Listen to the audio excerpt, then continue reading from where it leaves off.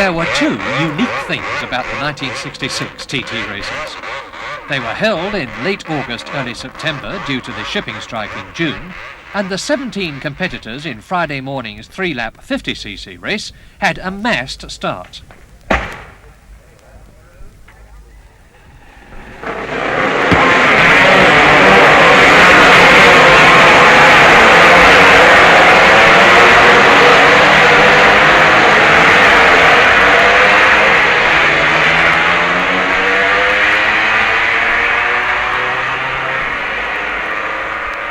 Ballacrane, 7 miles out, Hugh Anderson on his 2-stroke Suzuki Twin just led the 4-stroke Honda twins of world champion Ralph Bryans and last year's winner Luigi Taveri.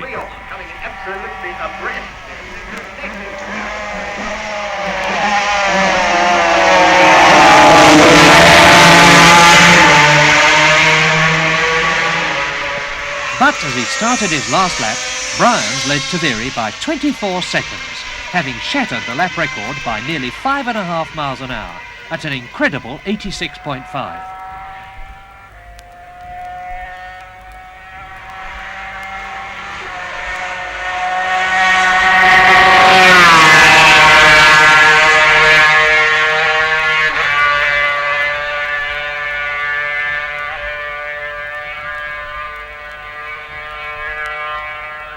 And as Anderson went into his 3rd lap, he was 1.5 minutes behind Taveri.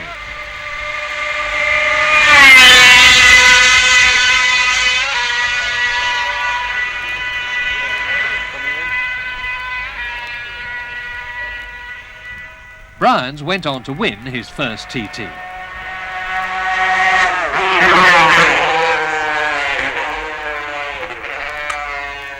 And Bryans' win at a record average of 85.6 with Taveri 2nd and Anderson 3rd gave Honda 2 wins in 5 years against Suzuki's 3. But with every respect, the 50cc event was a curtain raiser to the afternoon's Senior TT. Now, it's no exaggeration to say that in recent years the seniors' glamour's been a bit faded, with usually one MV4 easily outpacing the panting British singles behind it. But not this year, for ex-MV world champion Mike Harewood was to ride a 150 miles an hour 500cc Honda 4. And against Mike was his brilliant ex-teammate Giacomo Agostini on a brand new 490cc 3-cylinder MV, which was just as quick as the Honda and handled better. Add Derek Minter on a much modified Gilera 4, 2 of the fast and sturdy 440cc Jawas, several new Matisses, a new Sealy Matchless, and the usual supporting cast of Norton and Matchless singles, and it's easy to see why the Senior was very much the race of the week.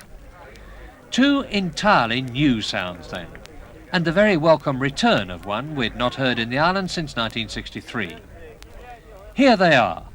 First, the Gilera 4.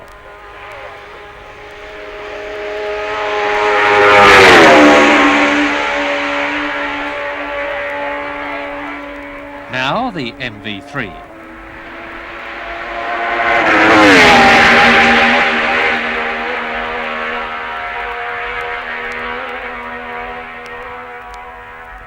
And here's the big Honda.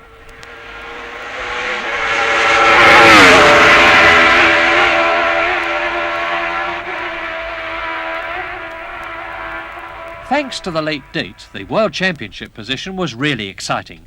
For with only 2 rounds to go, the TT and Monza, Agostini was leading Harewood by 10 points. Mike had won 4 of the last 5 senior TTs, but he had to win this one too to keep his World Championship hopes alive.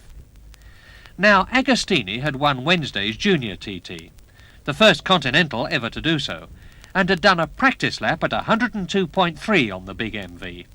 A staggering achievement, for this was only his 2nd year in the island.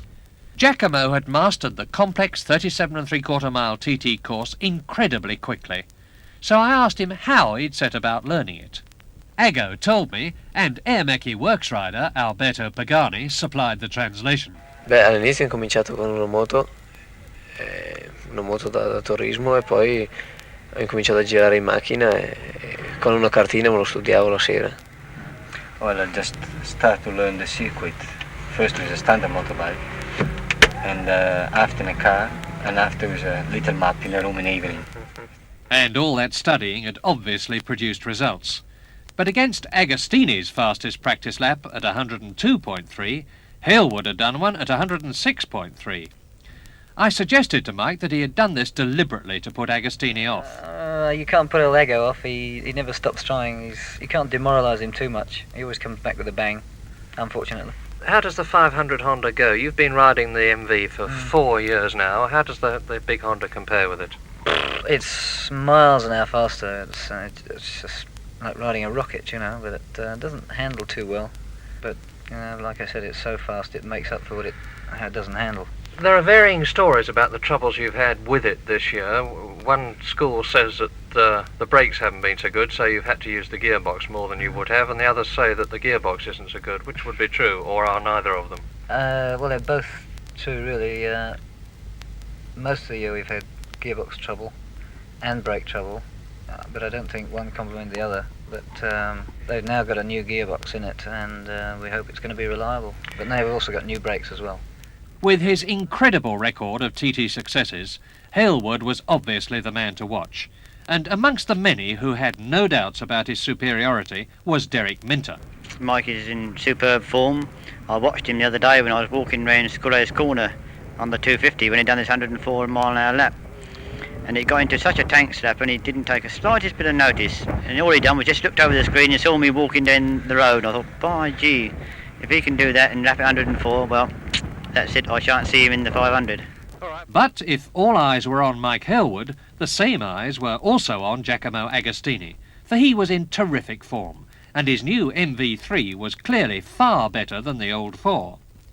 I asked Ago if it was true that he had persuaded Count Augusta to make it specially for him. Insomma, abbiamo deciso assieme, perché abbiamo visto che con la 4 cilindri non c'era più niente da fare, perché una macchina troppo, ecco, una macchina mai superata. No, just both him and Domenico Augusta saying that 4-cylinder was too old for compared with Honda. Everybody was looking forward eagerly to the return of the modified Gilera. But on the very last practice session, Derek Minter, who'd been trying valiantly to sort out handling problems, dropped it at Brandish Corner, broke his starter. But two very interesting new British machines were starting. Paul Dunstall's beautifully finished Matisse Domi Racer twin was to be ridden by Griff Jenkins. But as Paul told me, it had been a big headache in practice. Well, we had a lot of trouble with the new engine, which was specially built for over here. A lot of seizure trouble, which I've now traced down to the barrel being machined out of alignment. This was the whole trouble throughout the time, but we've seized about 3 times with this same thing. This we now should have cured. How? Well, we've fitted a new barrel, a different barrel. We've modified the crankshaft slightly, or I have, and now it should be okay. That gives you an idea of the problems some entrants have to overcome. But how did 1963 Senior Manx Grand Prix winner, Griff Jenkins, like the Matisse Domi Racer, compared with the Nortons and AJSs he was used to? For this type of circuit, it's a lot better. On short circuits, you can't scratch with it nearly as easy. It's not a floppy type of bike where you can really scratch. It's a little bit of a handicap, but round here it's really exceptionally good. And you've got a disc brake on the big one. You're going to race that? Yeah, they're not quite as good initially for stopping, going into a corner, but they don't fade. This is the big thing. I mean, you can go right the way round and finish the race with the same braking. The other new British bike was the Seeley Matchless, jointly designed and built by sidecar racers Colin Seeley and Wally Rawlings. It was to be ridden by the outstanding newcomer John Blanchard, who'd put up the 6th fastest senior practice lap. Since this was only to be John's 4th race on the TT course, I asked him if he yet felt completely relaxed on it. No, the first couple of laps worry me. You know, I keep telling myself to take it easy, take it easy, take it easy. Only, you know, getting so used to the short circuit stuff, you have to go hard from the word go, you know, and it takes me a long time to talk myself into taking it steady.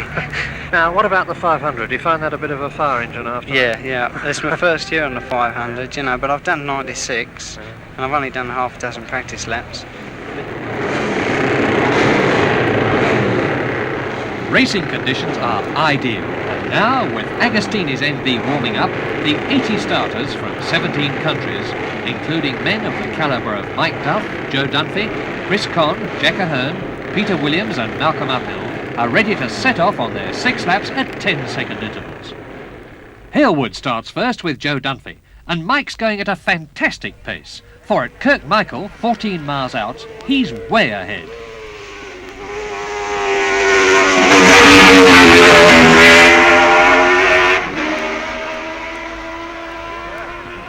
Then it's Agostini, who's already caught and passed Dunphy, Stasny, Duff and Griffiths.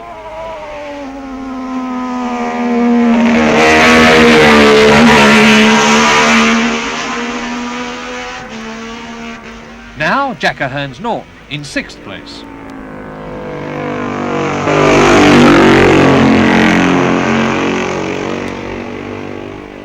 But Griff Jenkins is in trouble with the Dommy racer, for he's with Ian Burns Norton, which started 30 seconds after him.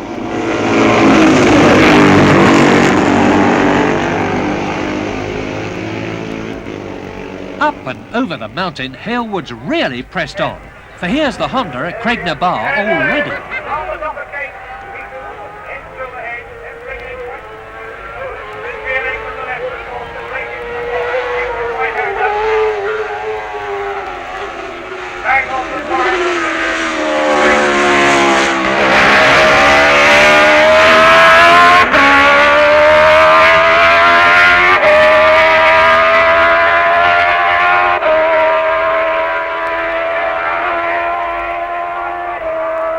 And Agostini's hanging on to Mike magnificently. After 35 miles, he's only 6 seconds down on corrected time.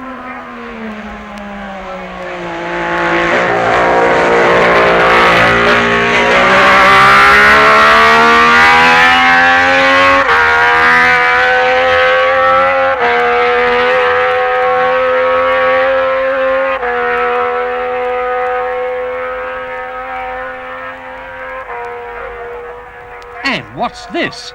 3rd on corrected time, Peter Williams on his Tom Arter matchless in his first Senior TT. Here he is rounding the Craig with Uphill's Norton and the matchlesses of Findlay and Croxford.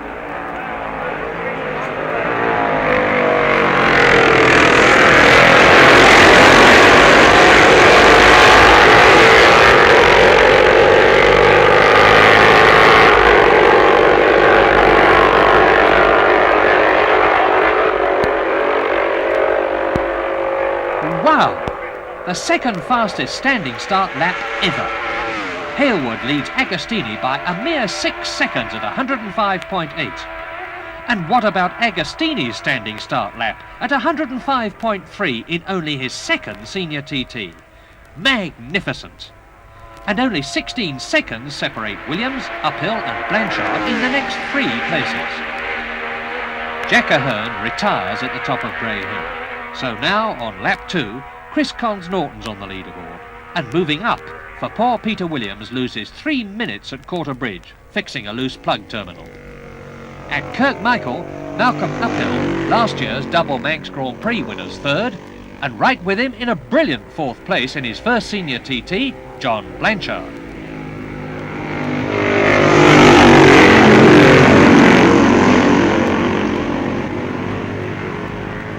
Signpost corner, lap 2, and the incredible Giacomo Agostini's going faster than ever to lap at 106.7 and break Halewood's 1963 lap record. A stupendous achievement.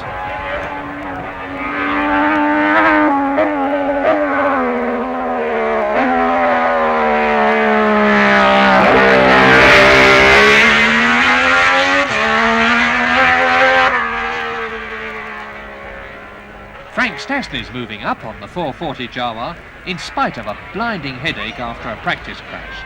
6th at Signpost corner.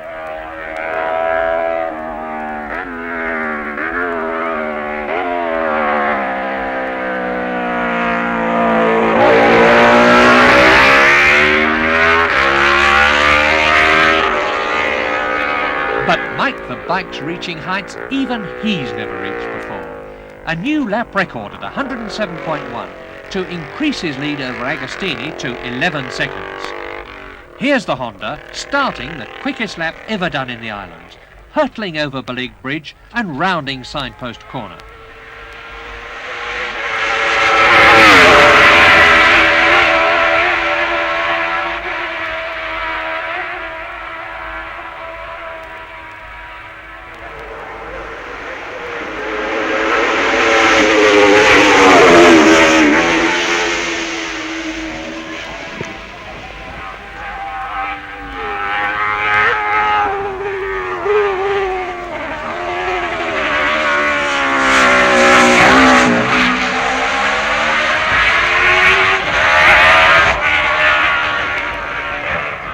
Half distance, Harewood still only leading Agostini by 20 seconds, at a record average of 106.5, faster than the previous lap record, as they both stopped to refuel almost alongside each other.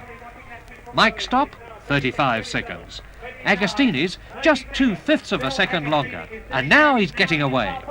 Agostini's off the machine and he's starting to run. 1, 2, 3, and he's stopped now, he's starting again, and he's run.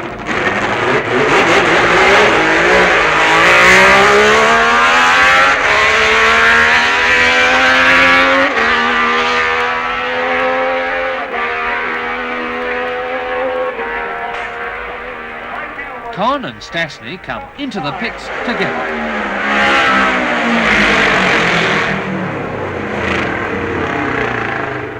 And now we get the news that third place man Uphill's retired at the Highland. So John Blanchard's third, Con fourth, Stasny fifth, and Ron Chandler's matchless sixth. And away goes Cons Norton for another 3 laps.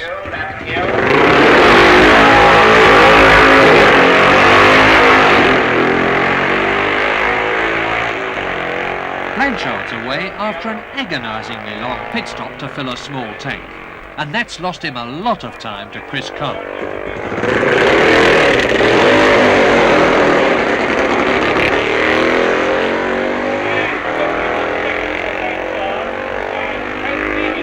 Lap 4 and Agostini's dropping back. His front brake adjustment's gone, and at Ballacrane he's now over half a minute behind Harewood, but still averaging over 105.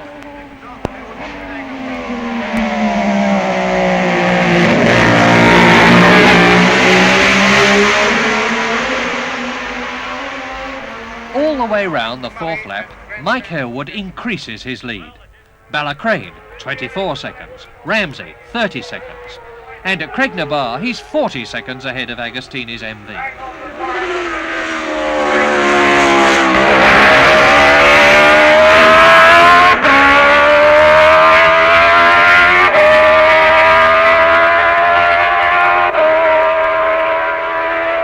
Into lap 6, the last lap, goes Harewood, leading by nearly 2 minutes now, in spite of being slowed on lap 5 by rain and wet roads all the way from Ballaugh to Ramsey.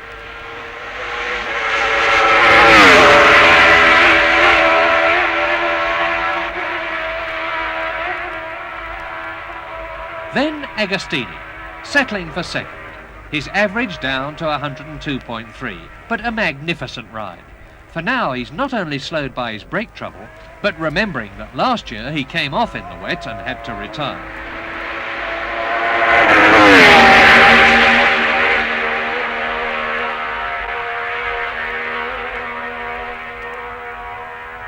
Con's up to third now, but John Blanchard's holding his 4th place as he thunders past the grandstand for the last time, right alongside Ron Chandler's matchless in 6th place.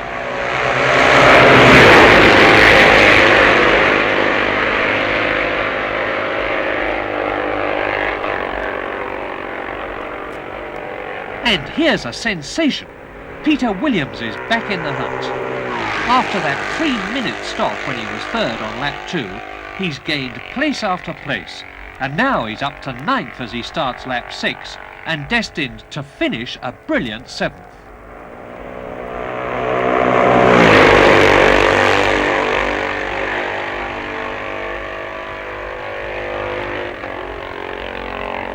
On to Ballacrane to take Chris Con through. Third in Wednesday's Junior TT, and now third again. A very well-deserved reward for 6 years of effort in the island. I would think he will speed up a little bit.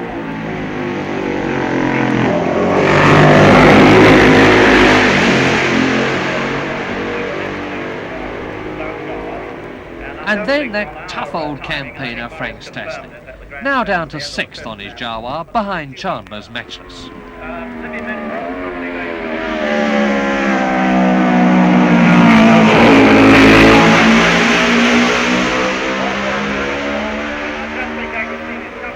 But it's Halewood's race. His 9th TT win in 6 years and his 5th senior victory, to create more TT history by topping the Stanley Woods and John Surtees' previous record of 4 wins each.